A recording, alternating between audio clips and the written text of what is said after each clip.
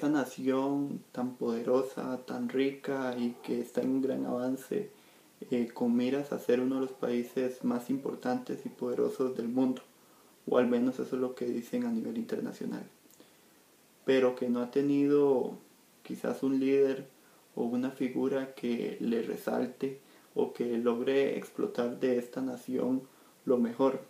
Salvo un Benito Juárez, no ha existido quizás una figura de gran trascendencia que lleve a México a ese esplendor, a ese auge. Bueno, quizás tal vez no estoy mencionando uno de los casos más importantes, que es el de Lázaro Cárdenas. Su vida, su gestión política y las acciones que tomó son de gran importancia para este crecimiento económico que ha tenido México y que tal vez si se hubiera aplicado de otra forma le hubiera dado ese auge importante que merece. Bienvenidos. Lázaro Cárdenas del Río nace el 21 de mayo de 1895 en Jiquilcán, Michoacán. Se convierte en militar desde 1913 durante la Revolución Mexicana, también en estadista. Se casa con Amalia Solórzano y tiene 2 hijos. Logra a los 25 años convertirse en general. Desde 1928 hasta 1930 en gobernador de Michoacán y luego en secretario de Gobernación de Pascual Ortiz Rubio. Luego en dirigente del Partido Nacional Revolucionario. Para el 1 de diciembre de 1934 es elegido por parte del Partido Nacional Revolucionario Lázaro Cárdenas. Esta figura va a ser puesta principalmente por el maximato, es decir, por el mandato dirigido por Plutarco Elías Calles. Sin embargo, a diferencia de los otros designados por Calles, esta figura va a lograr tener esa unión con el pueblo, principalmente con obreros, campesinos, militares y también con los ciudadanos, buscando esa unión, ese deseo, esa ambición mexicana. Hay que decir que tanto poder tenía Lázaro Cárdenas que inclusive logró enfrentar al mismo Plutarco, llevándolo al punto del exilio.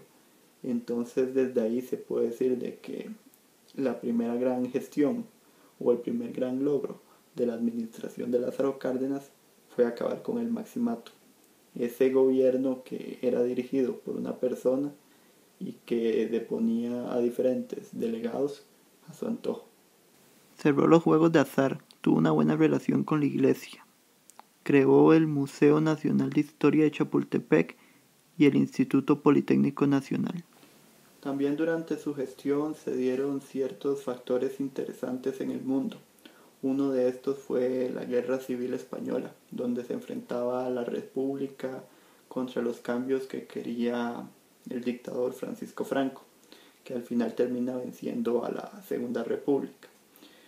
Todas esas figuras o esos líderes republicanos terminan huyendo en su gran mayoría a México, principalmente por el apoyo que tenía Amalia, la esposa de Lázaro, que era de origen español.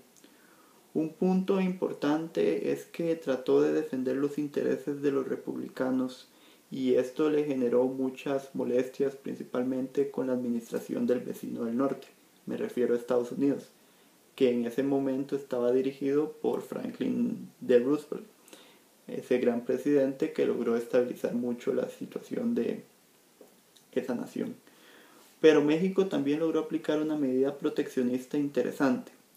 Tiene que ver mucho con la nacionalización, al punto de que la nacionalización de los ferrocarriles y del petróleo hicieron que México empezara a desarrollarse internamente, al igual que lo estaba haciendo el vecino del norte, y llevándolo a un auge que inclusive años posteriores a su mandato iba a tener, por lo menos hasta los años 70.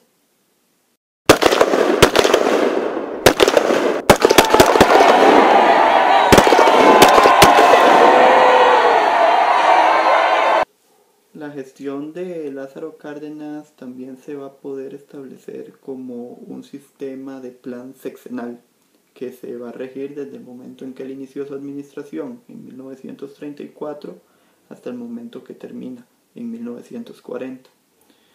Su sistema es muy interesante.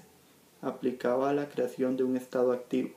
Este estado activo era la forma de lograr solventar los problemas que venían de la crisis de los años 30, que habían nacido de la depresión de 1929, aplicando ciertas bases similares al fascismo, al sistema socialista de la Unión Soviética y también a las normas reguladoras de John Keynes.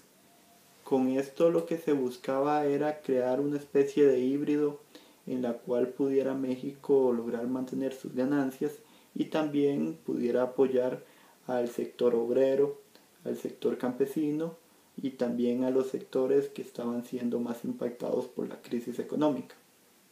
Fue un éxito, al punto de que se lograron formar grupos de apoyo y de unión entre el gobierno y las partes exteriores. Hay que decir de que Lázaro Cárdenas también con todas estas decisiones lograba tener un cariño o un aprecio por parte del pueblo. Inclusive de tanto afecto que se le tenía, se le puso un apodo muy curioso, el Tata. Casi que es la forma en la que llamamos nosotros de manera coloquial a nuestro padre. Así era que querían a Lázaro Cárdenas, como un padre. Crea la Confederación Nacional Campesina y la Confederación de Trabajadores Mexicanos. En 1938 nacionaliza el petróleo creando Pemex y los ferrocarriles. Durante la administración de Manuel Ávila se le va a considerar como secretario de Guerra y Marina, pero con el tiempo lo más interesante va a ser esa posición que va a tener Lázaro Cárdenas como socio o militante del pensamiento de la izquierda, por lo menos de la izquierda que nosotros conocemos, cuando termina apoyando militarmente y en logística todo lo que tiene que ver con la revolución cubana, liderada por Fidel Castro. Hay que decir de que la relación entre Fidel Castro y Lázaro Cárdenas llega a un punto de que en La Habana existe una universidad en el nombre de Lázaro Cárdenas. Otro aspecto importante es de que Lázaro Cárdenas era un masón, es decir, él aplicaba o se regía mucho bajo el sistema de la masonería, pero sus intereses no van a ser en pro de las clases altas o las clases de poder, sino que él va a buscar defender los intereses de los obreros, de los trabajadores, de los campesinos. De ahí es de donde se dice de que su administración es lo más socialista que ha tenido México. También un punto muy importante es que Lázaro Cárdenas va a morir el 19 de octubre de 1970, víctima del cáncer. Pero no por esto su legado va a dejar de llevarse con el tiempo. Se dice que él es la verdadera figura de la Revolución Mexicana, porque el final que había tenido esta solo había generado división. Y Lázaro Cárdenas, a diferencia de esto, logró la unión de México y le dejó tal vez las bases hechas o construidas a los presidentes que siguieron, principalmente el Partido de la Revolución Mexicana o también con el tiempo el Partido Revolucionario Institucional, el PRI. Sin más que decir, me despido. Buen día.